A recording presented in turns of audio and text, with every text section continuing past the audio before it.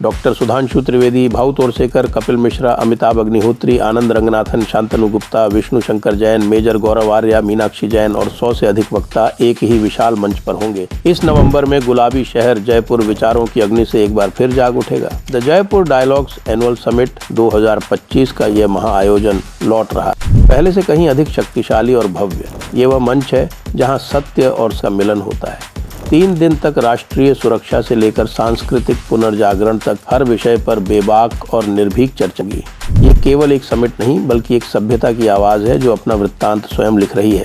इस महत्वपूर्ण राष्ट्रीय संवाद का हिस्सा बनने के लिए आप अपना रजिस्ट्रेशन करा सकते हैं। इस वैचारिक आंदोलन को समर्थन देने के लिए आप सेशंस को स्पॉन्सर कर सकते हैं और आयोजन स्थल पर अपना स्टॉल लगवाकर व्यापक दर्शकों तक पहुंच सकते हैं। वहां रहें, साक्षी बने, आवाज़ बने।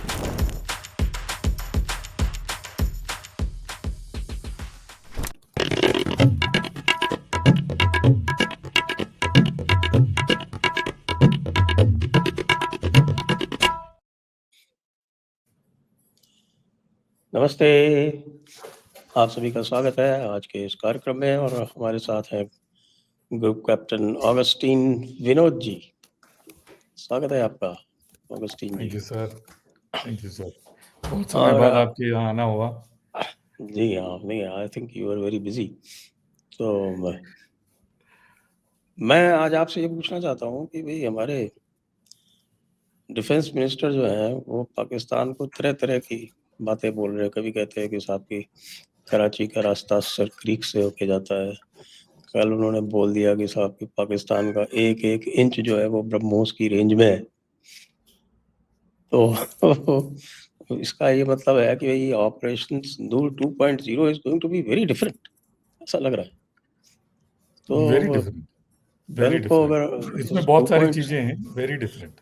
हाँ, तो मैं आपसे यही समझना चाहता हूँ कि ये 2.0 में है, क्योंकि if you do the same thing तो प्रेडिक्टेबल हो जाएगा। हालांकि अभी उनका एयर डिफेंस जो है वापस मुझे नहीं लगता है कि वहाँ पहुँचा है जहाँ था जब डिस्ट्रॉय हुआ तब। तो 2.0 में फिर क्या, what different weaponry you are going to use, what different missiles, क्या चीज़ आप यूज़ करने वाले हैं जो आपको ये कॉन्फिडेंस देता है कि साहब कि ये एक एक इंच, ऑफ कोर्स उधर से दूसरी तरफ से वो अफगानिस्तान मार कर रहा है, वो बात अलग है जी। बिल्कुल ढोलक की तरह बज रहा है पाकिस्तान चारों तरफ से लेकिन हम अभी बात कर रहे हैं hypothetically, scenario in which scenario building if I am the operations in charge, how will I go about it? Right. Staying within the realm of open source information. Open source information, obviously. हाँ, क्योंकि मैं operation in charge command रहा और war plan वगैरह लिखी तो विशिष्ट सेवा मेडल भी उसी प्लान्स के आधार पर मिला। लेकिन I will constraint myself to open source information जो अवेलेबल है। देखिए, ऑप सिंदूर 2 में 2 चीजें मेजरली बदली हैं। सबसे पहला जो बदला है वो मैं हमेशा से कहता आया हूं, जो हमने 20-22 मिनट में इनके जो 12-13 या 15 depending on which air bases you look at and radars you look at, कि हमने इनका ठोका है, ये कोई पहली बात तो संजोग नहीं है। दूसरी बात ये नहीं है कि हमको नहीं पता था हम ठोक सकते हैं, इसको समझना जरूरी है। अगर किसी को पता नहीं था, वो था non military personnel of India and the entire Pakistan including military. तो भारतवासियों को जो मिलिट्री के साथ एंगेज नहीं थे, उनको इस चीज का इल्म नहीं था। स्पेशली जो लोग इससे पहले सर्जिकल स्ट्राइक या एयर स्ट्राइक के बारे में टिप्पणी किया करते थे, ये केजरीवाल जैसे लोग, इनको भी इल्म नहीं था कि हमारे पास ये काबिलियत है। सो सबसे पहले शटअप हुआ ये लोग अभी क्या बोलते हैं, हमको प्रूफ दिखाओ नहीं मांग रहे थे, क्योंकि प्रूफ तो पाकिस्तानियों ने खुद 5 मिनट के अंदर अंदर सोशल मीडिया में डाल दिया था। तो प्रूफ की जरूरत नहीं थी, और प्रूफ की जरूरत जब पड़ी तो प्रूफ भी दिखाया गया। पहले एक बार नहीं, 2 बार 3 बार प्रूफ दिखाया गया, जिसमें ओपन सोर्स का प्रूफ भी चीफ ने दिखाया था, फिर मार्शल भारती ने भी दिखाया था। उसके अलावा जो उनके यहाँ से वीडियो आया था वो भी हमने दिखाया था। लेकिन सबसे महत्वपूर्ण बात यह है, the cat is out of the bag. हमारी ये जो काबिलियत है, अभी सारी दुनिया जानती है कि बिल्कुल। ये इनकी ये मोडस ऑपरेंडी में इतना नुकसान हुआ है। वो फौज ही क्या, जो हमें वही प्लान रिपीट करने में उतना ही सक्सेस दे, क्वेश्चन मार्क। फौज नहीं, लेकिन उधर से तो रिपीट हो रहा है, वो डेली अफगान वाले जो है उनके साथ वही टेम्पलेट रिपीट कर रहे हैं। तो इस टेम्पलेट पे, बट मेरा ये मानना है, इस टेम्पलेट के एग्जीक्यूशन पे हो सकता है पाकिस्तान इस टेम्पलेट रिपीट ना हो उस पे काम करे, और कुछ हद तक, and I consider them a professional army, so कुछ हद तक हो सकता है ये टेम्पलेट हम रिपीट ना कर पाए, जिसके बारे में चीफ ने भी और मार्शल भारती ने भी कई बार जिक्र किया। चीफ ने तो 2 बार जिक्र किया कि यही प्लान हम दोबारा से एग्जीक्यूट करने में हमें हो सकता है मुश्किलात आए, या फिर एनिमी उस पे ये प्लान दोबारा से एग्जीक्यूट ना हो उस पे ऑलरेडी काम कर रहा हो, क्योंकि it was bolt out of the blue sky. Bharat के छोड़िए, एविएशन के इतिहास में ऐसा नहीं हुआ है कि कोई काबिल एयरफोर्स, जो अपने आप को काबिल कहता है, वो इस तरह से अपना मतलब मार खाए इतने कम। तो cat is out of the bag. ये प्लान हमें मालूम था कि हम सक्सीड करेंगे, और बहुत ही कारगर तरीके से सक्सीड करेंगे। एक वेव नहीं, कम से कम 12-15 वेव सक्सीड करेंगे। आप सोचिए, ये एक वेव का इफेक्ट इतना रहा कि आज तक रहीम यार खान उबर नहीं पाया। ये अगर 15 बार बैक टू बैक अगर हम रिपीट कर देते 4-5 दिन में, Pakistan air force would have been struck to stone age में चला जाता।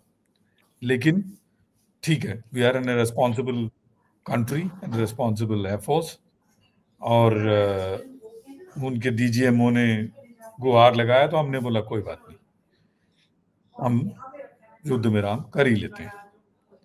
अगर युद्ध विराम संजय जी ना करते, और मैं दर्शकों को भी कहूंगा कि युद्ध विराम ना करते, पाकिस्तानी एयरफोर्स तो खत्म था ऑन ग्राउंड।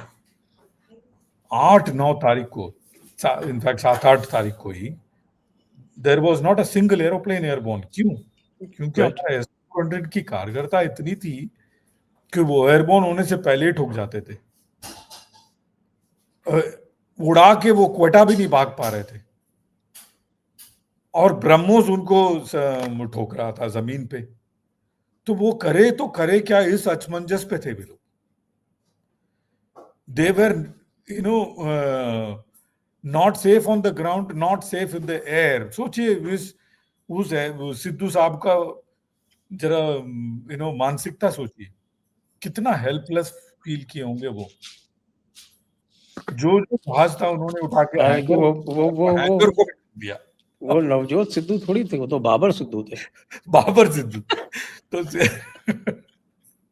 सिद्धू साहब ने, आप उसमें जाके देखिएगा, ये मैं नहीं बोल रहा हूँ, सिद्धू साहब ने सुना उस दिन रात को बहुत दारू पी के टुल हो गए वो, क्योंकि उनको समझ में नहीं आया कि करे तो करे क्या, जमीन में भी सेफ नहीं है, हवा में भी सेफ नहीं है।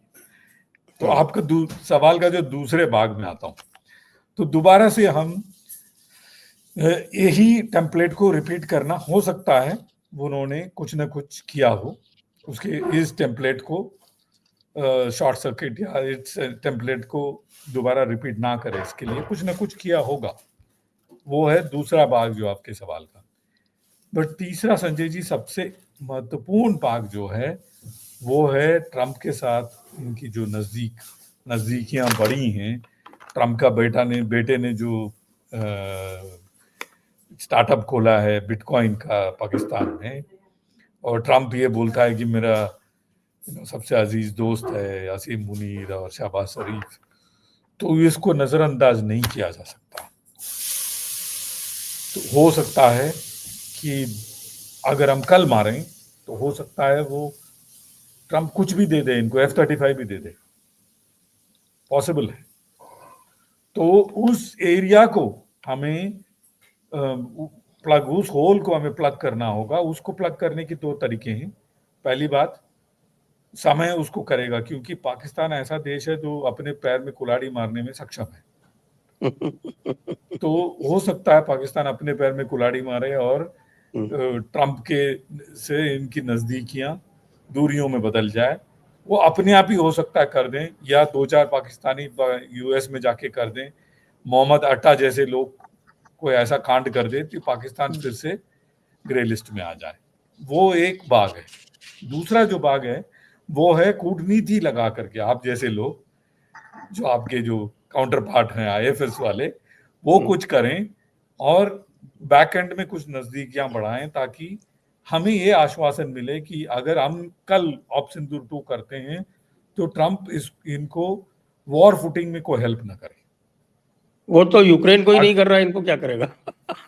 नहीं, वही अभी बेटे ने कितना पैसा लगाया है उस पे भी निर्भर करेगा ना। उसको तो हर जगह से पैसा चाहिए, और पाकिस्तान तो भिखमंगा है, वो क्या पैसे देगा?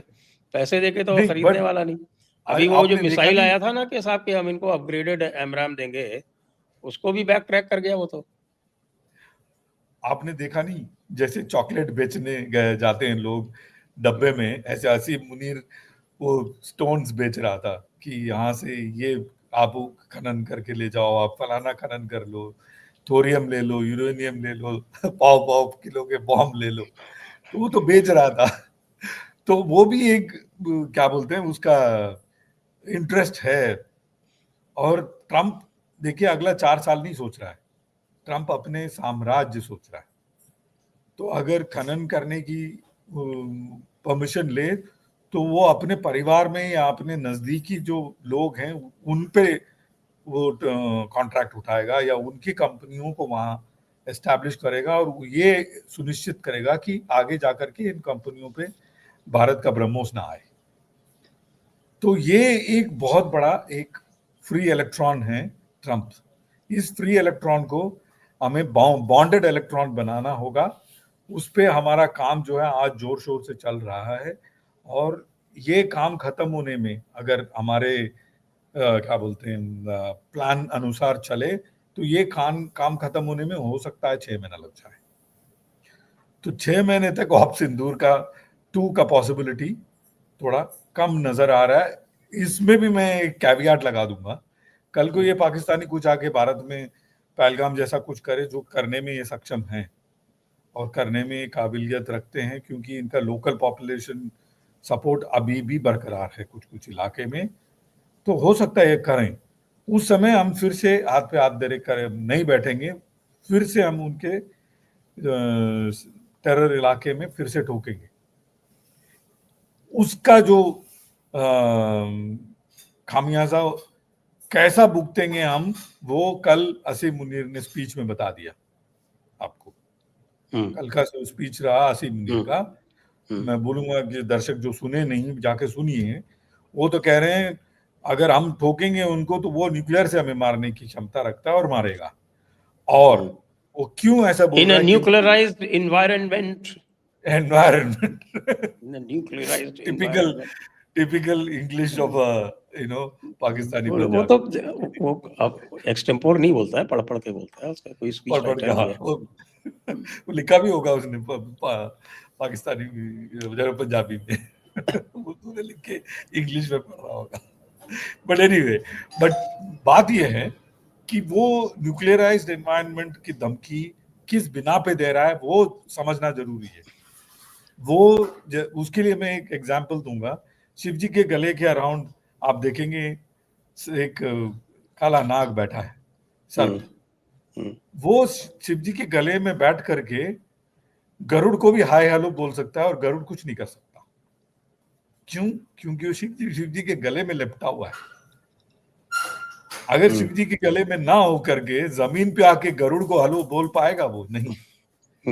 तो ये जो शिव जी के गले में, शिव जी का गला जो है वो है ट्रम्प, और वहां पे ये पपियां चपियां पा करके यहाँ आके हमें आग दिखा रहा है। लेकिन ये पपियां Just- जपियां जो है वो ट्रम्प ने जो इसको दी है, इसको जो कुछ भी दिया है वो ट्रांजैक्शनल दिया है। और तो भाई तू अपना ये दे दे तो मैं तेरे को ये दे दूंगा। मैंने जो अभी एग्जाम्पल पपियां कोट चपियां किया, नहीं दिया है, मेरे ख्याल से इसने जूता चमकाया है। वही जो मैं जो कह रहा था अभी, मैंने जो अभी कहा था कि भाई वो 2.1 बिलियन डॉलर का इनका मिसाइल का सैंक्शन हुआ जो बताया, तो ये आया कि साहब की वो 120 आई थिंक इज एमराम 120 वो दे रहे हैं। तो प्रॉम्प्टली वहां से एक आया वापस कि नहीं नहीं हम वो नहीं दे रहे हैं, कोई अपग्रेड नहीं होगा, जो एग्जिस्टिंग है उससे ज्यादा कुछ नहीं होगा। तो जो ये एग्जिस्टिंग भी है वो सर, कितना है, उसका रेंज कितना है, 120 है। हाँ नहीं वो भी, ये इस बात पे भी मैं मानता नहीं हूँ। क्यों? क्योंकि ये अभी का जो हीट है उसको कम करने के लिए ऐसा स्टेटमेंट आया जरूर, लेकिन बैक एंड में ये M120 का range enhancement and capability enhancement में मेजरली संजय जी दो ही चीजें। एक, इसका जो मोटर है 2 स्टेज हो जाएगा, और जो पल्स जेट लग जाएगा, और दूसरा जो है इसका इलेक्ट्रॉनिक वॉरफेयर स्वीट जो इसके हेड में है वो चेंज हो जाएगा, ताकि it can reject electronic jamming, both heat seeking में भी और रेडार में भी। तो ये जो इंटरचेंजेबल हेड, जैसे हमारा मीटियोर मिसाइल में है, हमारा मीटियोर मिसाइल का हेड जो है इंटरचेंजेबल है। आप उसका हेड निकाल दीजिए, रेडार लगा दीजिए, उसका हेड निकाल दीजिए, आईआर लगा दीजिए। आईआर है, इमेजिंग इंफ्रारेड। तो उस तरह का जो कैपेबिलिटी एनहांसमेंट है, it is a retrofit. Actually ये किट लाते हैं, एग्जिस्टिंग मिसाइल में लगा देते हैं, एक दिन में 5 मिसाइल खड़ी कर देते हैं, 4 लोग मिलकर के काम खत्म हो जाएगा। ये मुझे लगता है सरप्स इसलिए होगा क्योंकि कैपेबिलिटी एनहांस हुआ कि नहीं हुआ, ये क्वेश्चन मार्क हमारे दिमाग में रहे, भारतीयों के दिमाग में रहे। ये ट्रंप भी चाहेगा, पाकिस्तानी भी चाहेंगे। हो सकता है पाकिस्तानियों के कहने पे ही ये स्टेटमेंट आया हो कि हम नहीं दे रहे हैं। चिल्ला चिल्ला के क्यों बताएं कि 120 अपग्रेड हो गया है। इनफैक्ट मैंने इस पे एक आर्टिकल भी लिखा है। अगर मैं कोई वेपन अपग्रेड करता हूं तो मैं चिल्ला चिल्ला के क्यों किसी को बताऊंगा? तो ये है असलियत। I will not be surprised if that missiles are upgraded in the back end, और हमें इसको भनक भी ना लगे। ओके, ये भी लेकिन उससे क्या होगा? आपने तो खुद भी तो अपग्रेड कर लिया है बहुत सारा। करेक्ट, बट इससे आई मीन पाकिस्तानी ये समझते हैं कि आप उसका मैं एक उदाहरण दूंगा। आप इतने सारे साइंटिस्ट इजरायलियों ने ईरान में जाकर के ठोका, चुन चुन के, क्योंकि घर का बेदी था कोई। पाकिस्तानी ये समझते हैं कि हमें पाकिस्तान जो भी कर रहा है हमें नहीं मालूम है, ये बिल्कुल गलत समझ रहे हैं। असीम मुनीर ने ब्रेकफास्ट में क्या खाया हमें मालूम है। तो हमारे जासूस जो हैं पाकिस्तान में चारों तरफ फैले हुए हैं, और किस हद तक फैले हुए हैं इनको इल्म नहीं। और पाव पाव किलो में इनके यहाँ लोग बिक जाते तो बाकी पश्तून भी तो हैं। हैं। तो ये इनको हमारे साथ बराबरी करना नहीं चाहिए। अगर अक्लमंद होंगे तो इनको हमारे साथ, सोचिए अगर हमारे साथ दोस्ती करते, आज कहाँ होते? आर्थिक स्थिति में भी, बाकी चीजों में भी, ट्रेड में भी गुर्बत खत्म हो जाती। लोग पढ़ लिखते हमारे यूनिवर्सिटी में आके। मेरे फादर इन लॉ जो हैं उन्होंने लॉ लाहौर से किया है। उनके लाहौर में लॉ यूनिवर्सिटी वो उस समय पार्टीशन से पहले वन ऑफ द बेस्ट, तो बहुत बढ़िया लॉ यूनिवर्सिटी था, जो अच्छे अच्छे लॉयर्स वहां से निकले। बट पार्टीशन के बाद इन्होंने बेड़ागर्क कर दिया। वो ना होता अगर हमारे साथ दोस्ती करते, फिर अभी भी समय है, अभी भी ये दुश्मनी छोड़ करके दोस्ती का हाथ बढ़ाएं तो इनके लिए ज्यादा अच्छा है। बट ये करेंगी नहीं, क्योंकि सियासतदान और इनका फौज जो है, इनका जो फ्रेंच में एक वर्ड है ना, रेज़न d'être, तो इनका जो reason for their existence is Kashmir, वो उसको नहीं छोड़ेंगे। वो तभी तो इनका कॉर्नर प्लॉट बन रहा है, बर्गर किंग मिल रहा है, हवाई जहाज में इधर उधर घूम रहे हैं। C-130 साहब, मैं बता रहा हूँ आपको, इस्लामाबाद में कोई चीफ की पार्टी हो, C-130 कराची जा करके मछलियां लाता है। ये इट्स एन ओपन सीक्रेट। ये सब कैसे मुमकिन है? ये सब ऐसे मुमकिन है जब तक ये चूरन नहीं बेचेंगे। 5 किलो मछली के लिए C-130 जाता है। कश्मीर का चूरन जब तक नहीं इनका जब तक बिकता रहेगा, इनका दुकान चलता रहेगा। तो ऑप सिंदूर 2 पे आते हैं हम फिर से, आपका जो इम्पोर्टेंट सवाल रहा है उस पे देखिए। ऑप सिंदूर 1 से ऑप सिंदूर 2 में क्या क्या चीजें बदली। सबसे पहला जो which is sending shiver down their spine, Tejas mark 1 ने उड़ा। यस, तेजस उड़ा मार्क दिया 1 आपने। जो एग्जिस्टिंग तेजस और तेजस मार्क 1 में जमीन आसमान का अंतर है। सबसे पहली चीज, तेजस मार्क 1 में ऐसा एक कॉकपिट के आगे एक ऐसा एक नलका है, वो नलके में ही इनकी नींद हराम कर देगा। वो नलका जो है air to air refuelling probe है। अभी तेजस मार्क 1 को लैंड करने की जरूरत नहीं। 8 तेजस मार्क 1 18 घंटे गश्त लगा सकता है द एंटायर बॉर्डर। जब भी तेल की जरूरत होगी तेल ले लेगा, फिर आ जाएगा। मीटियोर मिसाइल लग गया है उस पर। इस्लामाबाद से ये टेक ऑफ भी नहीं करने की जरूरत है। इनकी स्पीड जब 40 की हो जाएगी रनवे पे, 40 किलोमीटर्स, हम वहां से फायर कर देंगे मिसाइल।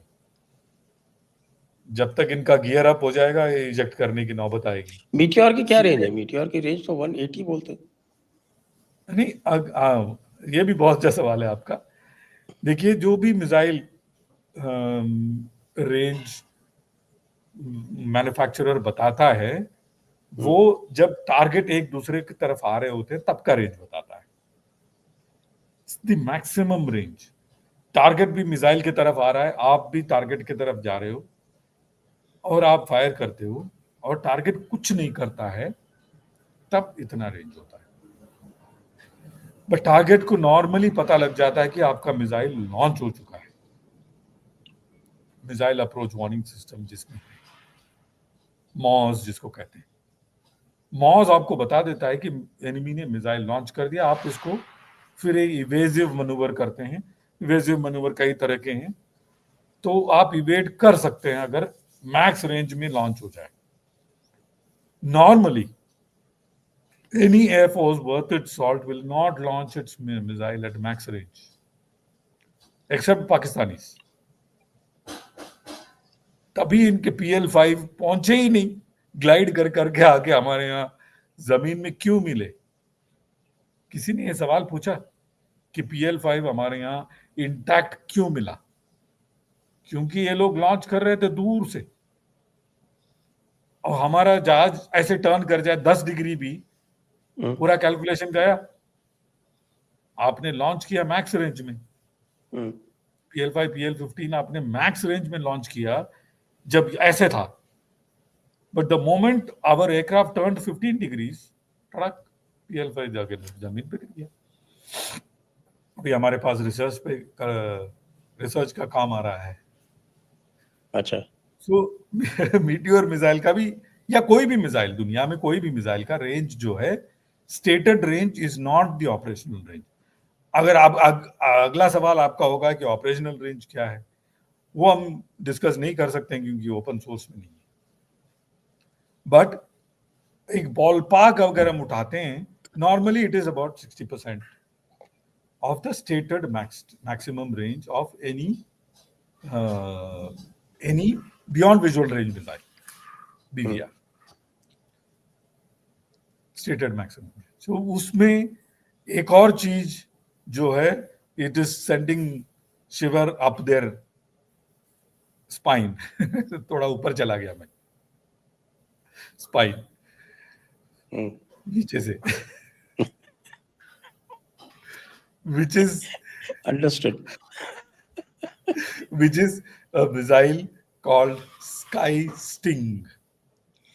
स्काई स्टिंग, वो इजराइल वाला, इजराइल वाला।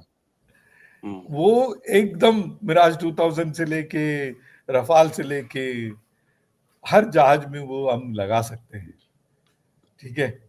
उस रेंज, मिसाइल का रेंज ब्रह्मोस अच्छा, 1 से भी ज्यादा। लेमैन्स क्वेश्चन, ये जो मिसाइल फिट करने में ये कितना टाइम लगता है? हाँ, बहुत अच्छा सवाल है आपका। इसमें इसको बोलते हैं हम पैनकेक एमो। तो जब मेरा मिसाइल खत्म हो जाता है ना, तो हम बता देते हैं भाई मेरा मिसाइल खत्म हो गया है, या आजकल तो डेटा लिंक बता देता है कि जैसे मैं अगर फ्लाई कर रहा हूं, मैं 4 मिसाइल लेके गया हूं, मैंने एक दबा दिया, तो I have only 3 missiles left, the ground knows already. So the ground unit is always ready. ये जहाज लैंड करेगा तो उसको क्या क्या चाहिए होगा, इट इज ऑलवेज रेडी। जैसे पिट स्टॉप होता है, उससे भी फास्ट हमारा पिट स्टॉप होता है। अच्छा, is that so? Okay, Sometimes we pit stop without even switching off. pit stop is in seconds. I cannot divulge that. Okay. बहुत जल्दी होता है, इतना मैं बता दूं। मैं इसलिए बोल रहा हूँ बहुत जल्दी होता है, ताकि जो सुन रहे हो लोग, अगर वो वहां के हों तो थोड़े थर-थर कांपे। Great. तो अभी आगे, So अभी ये आपके कहने का मतलब है कि sky sting can land here today and can be fitted tomorrow. Everything is उसके लिए रेडी वो सर। उसका इंटीग्रेट भी तो करना पड़ता है ना।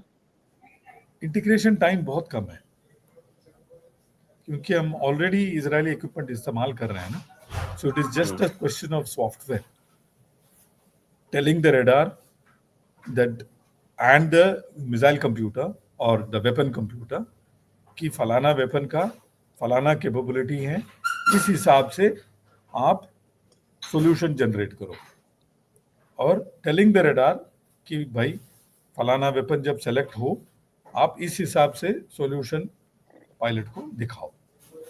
It is just one small SD card, not only for us, even for them. F-16 में भी यही है। F-16 में भी जब आप नया वेपन लगाते हैं तो बस सेम है, सॉफ्टवेयर सेम है। हो सकता है वो सॉफ्टवेयर कोड किसी इंडियन नहीं लिखा हो,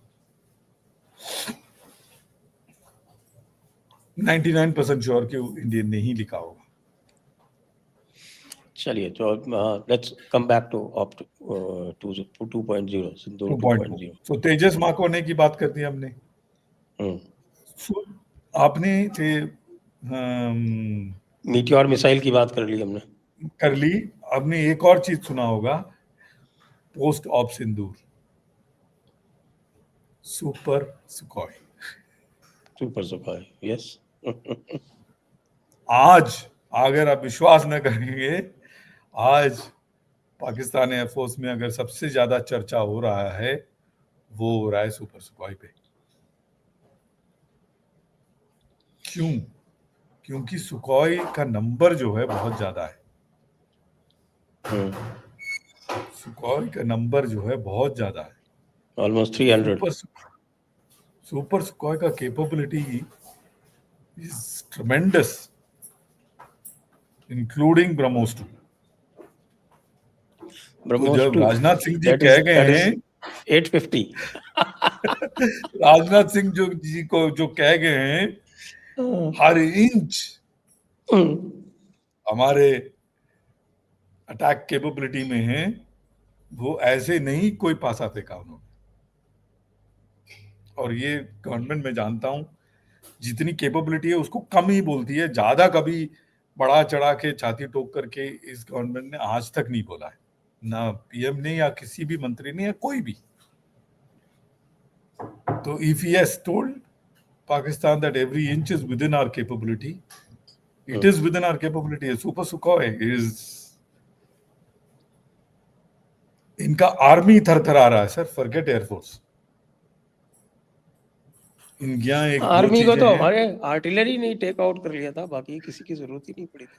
हाँ, वो जो 155 हमारे जो पोस्ट ह्यूमस जिनको दिया है, हाँ, 40 जस्ट 48 किलोमीटर रेंज है, 48 किलोमीटर का रेंज हमारे पास गन है जो सटीक मारता है, सटीक मारता 1 है. मीटर प्लस एक्यूरेसी पे. हमारे पास लाइट वेट भी है, हमारे पास व्हील्ड भी है, टोड भी है, सब कुछ ट्रैक्ड भी है, टोड भी है. ट्रैक्ड भी है. तो सुपर सुखोई हो गया. अब एक और चीज जिसका बारे में जिक्र हुआ था, कम जिक्र हुआ था, वो है रफाल पे अस्त्रा. हाँ, यस, रफाल पे अस्त्रा 2. अस्त्रा 2 200 200 किलोमीटर. ए भगवान, 200 kilometre with 2 pulse Motors. 2 pulse. वो कह रहे हैं कि उस 2 पर pulse 3 पल्स भी motors. डाला जा सकता है. डाला जा सकता है. आप सोचिए फिर, 2 pulse Motors, first pulse reduce. ये अगर मैं इसको टेक्निकली समझाऊं, एक मिसाइल का 2 फेज होता है, एक होता है बूस्ट फेज, एक होता है कोस्ट फेज. बूस्ट फेज में वो एकदम बूस्ट होकर के हाई स्पीड में जाता है, कोस्ट फेज में वो उसी स्पीड को लेकर के चलता है, जाकर के हिट मारता है. जब आप पे आके लगता है वो बूस्ट फेज में नहीं है, it is in cost phase. तो उसका अपना कोई प्रोपल्शन नहीं होता है जब आप पे आके लगता है. But here comes अस्त्रा 2. अस्त्रा 2 में बूस्ट फेज है, कोस्ट फेज है. जब आपको लगता है कि ये कोस्ट फेज में चल रहा है, फिर बूस्ट फेज है. कैसे आप बचोगे Astra 2? Boost, coast, boost. Boost. It is not boost coast. Why will I boost coast? I will So boost the boost, second coast, phase, boost, coast, second pulse, boost, boost, then then coast coast again. again. So that takes it to And 200. the second boost is much higher, better, क्योंकि I have shed half of my weight. Yes. Yes. आधा तो मैंने फेंक दिया पीछे. आधा जो था मेरा वेट, उसको आधे का 90% मैंने जला दिया, और बचा कुचा मैंने फेंक दिया. अब मैं बूस्ट कर रहा हूं.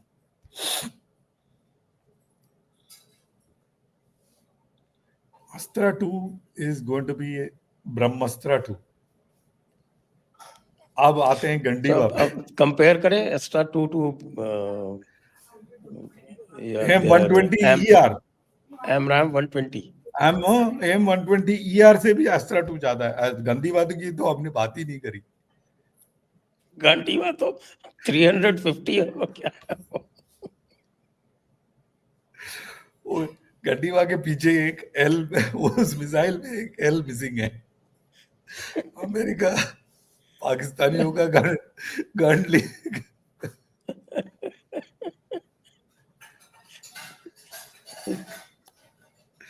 बोल नहीं रहा हूं.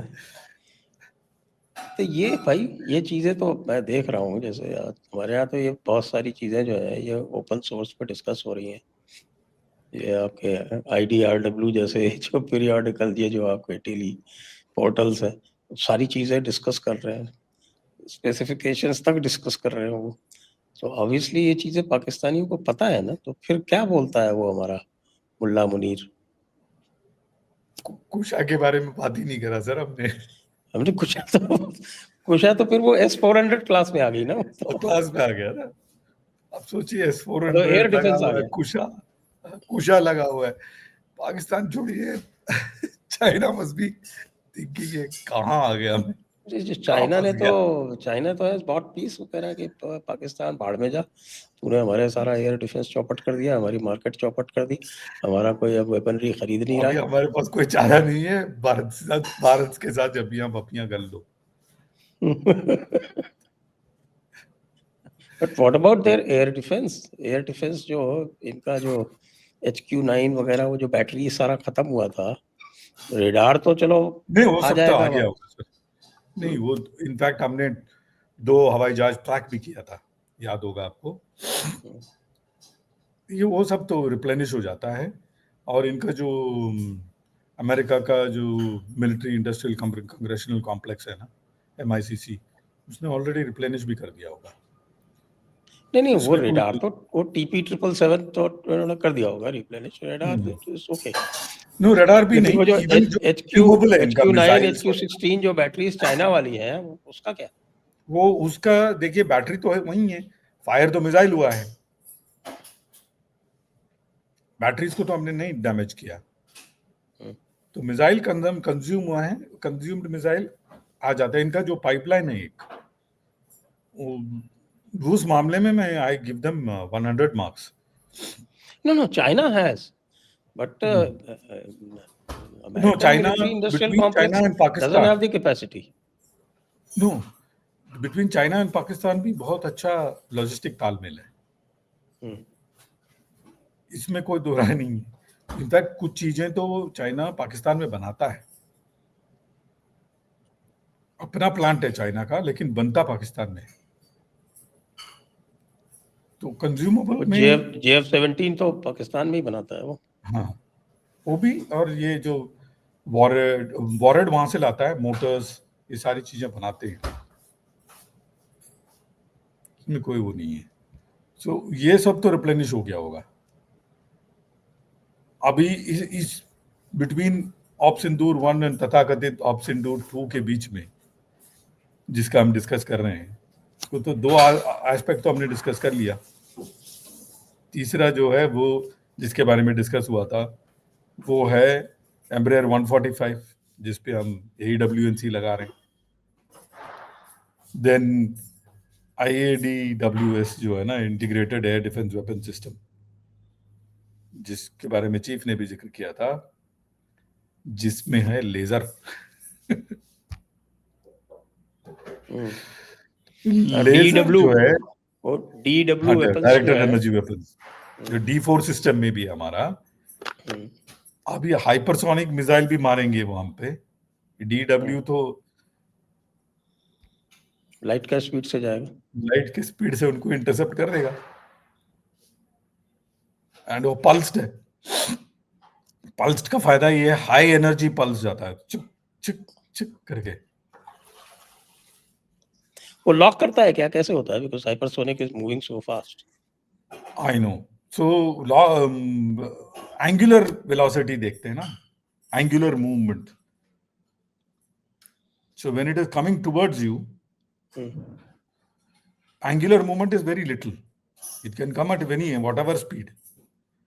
For example, I can take a laser gun and point at the sun. The sun rays is coming to me at light speed, but I can still point at the sun. Because though it is moving very fast, angular velocity उसकी बहुत कम है. Angular movement across where I'm tracking. And if he is going sideways to me and I'm tracking sideways and hitting, at closer ranges it may not be possible. So इसकी एक limit है. But then if it is going somewhere else, why should I be hitting it that way? Crossing speed जिसको बोलते हैं ना, crossing speed का एक limitation है, हर वेपन में है, इसमें भी है। डीआरडीओ का स्काइट स्ट्राइकर, इसका भी जिक्र हुआ था। हाँ हाँ हाँ। It's a kamikaze weapon. उसका रेंज कितना है? उसका रेंज स्टेटेड नहीं है, बट जहां तक मैं जानता हूं, जो लो कॉस्ट मिनिएचर स्वार्म है, जिसको एलएमएस कामिकाज़ी जो कहते हैं हम, वो कम से कम नहीं तो 6 से 10 किलोमीटर तो मिनिमम होगा। और दूसरा नागास्त्रा 1 है, जिसका stated range I think 600-700 kilometre है मेरे ख्याल, but it is slow, low, loitering, low cost, and LM anti ARM भी हो सकता है, एंटी रेडिएशन। तो एक जगह पे घूमता आपका रहेगा। एंटी रेडिएशन रुद्रम 3 भी तो टेस्ट कर हाँ लिया ना इन्होंने। एआरएम है बहुत बड़ा। रडार ऑन करती है, पटाक फूट जाएगा। He is waiting for you to put the radar on. आप आइए, रडार ऑन कीजिए, मैं आपको फोड़ूं जरा, और 24 घंटे वेट करता रहेगा वो। At the fag end, he will go for target of opportunity. And that opportunity could be Mariam Bunker. You never know.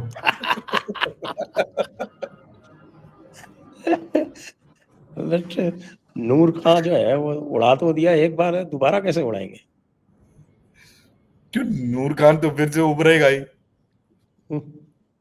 अभी वो जहां हमने इनका जो मरकज क्या तैयबा कुछ फोड़ा हमने, वहां फिर से बन रहा है। जब बन के खत्म हो जाएगा उसका, फिर पूरा हो से श्री जाएगा। गणेश किया जाएगा।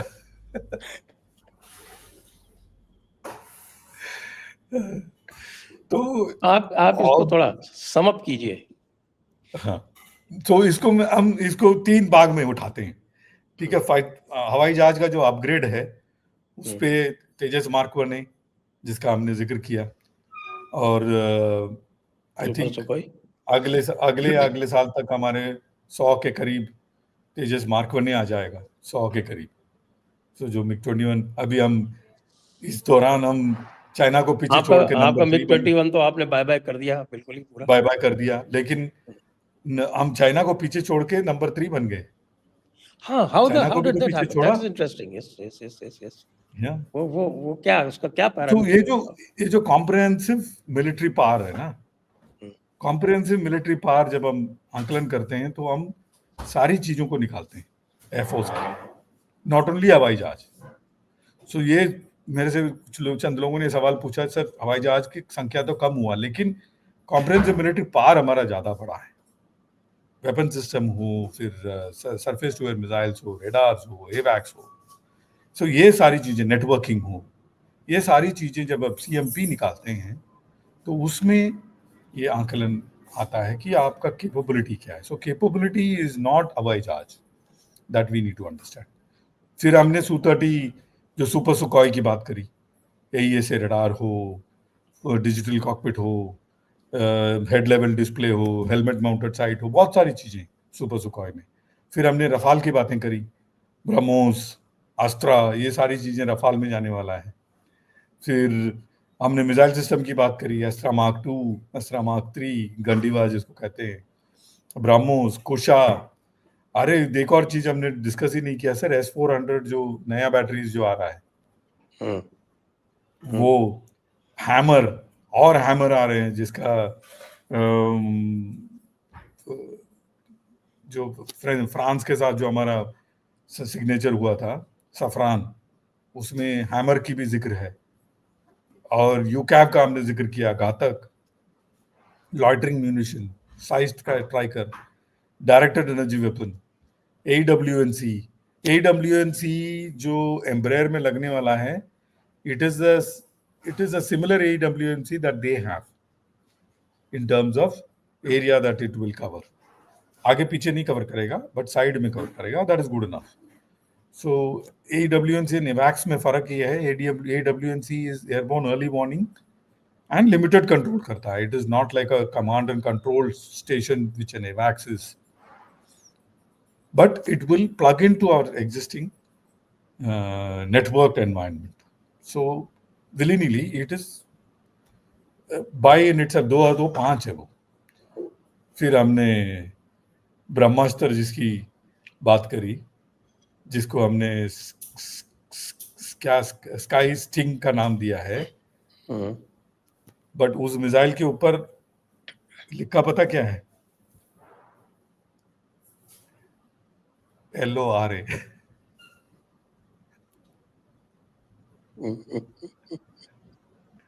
उस मिसाइल का नाम है एयर लोरा, जो हम पाकिस्तान को भेजेंगे.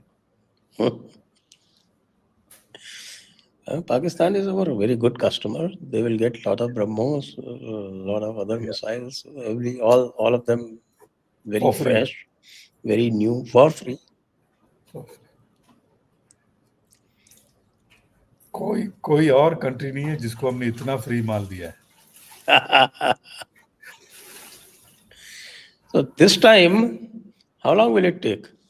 पिछली बार तो 4 दिन लग गया था, 88 hours लग गया था. Yeah, this time ये बहुत अच्छा सवाल है आपका. This time it all depends on Mr. Trump. हमने उसका तो हमने किया ही नहीं, क्योंकि वो तो कह रखा है कि भाई पहला चांस इस बार नेवी को देना है. हाँ, उन्होंने प्राइम मिनिस्टर प्रॉमिस किया हुआ है नेवी की तरफ कि अगली बार हम डिफेंस मिनिस्टर ने, प्राइम मिनिस्टर ने, दोनों ने प्रॉमिस किया हुआ है. प्रॉमिस कर दिया. तो इसीलिए तो कराची वाले अपना रियल एस्टेट बेच के भाग रहे हैं क्वेटा.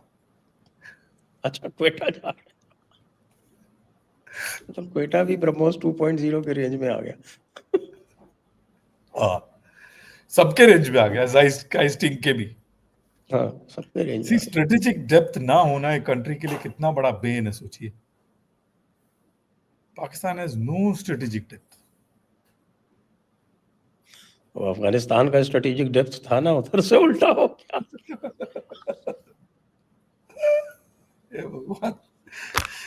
दोस्त ना रहा, प्यार ना रहा.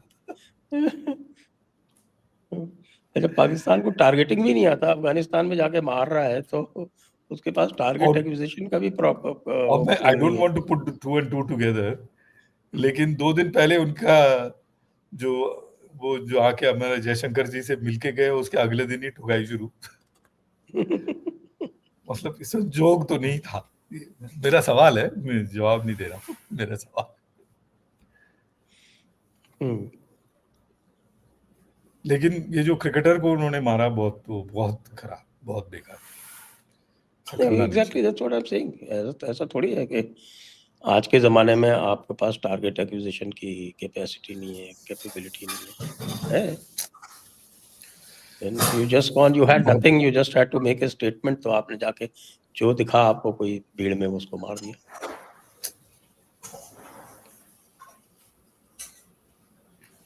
सुपर सुखोई में R-37 की बात नहीं करी सर हमने. विम्पल. Okay. R-37 Russia is offering us. The only country outside of Russia, Wimpel has been offered is to us. R-37. 430 kilometre range रखता है.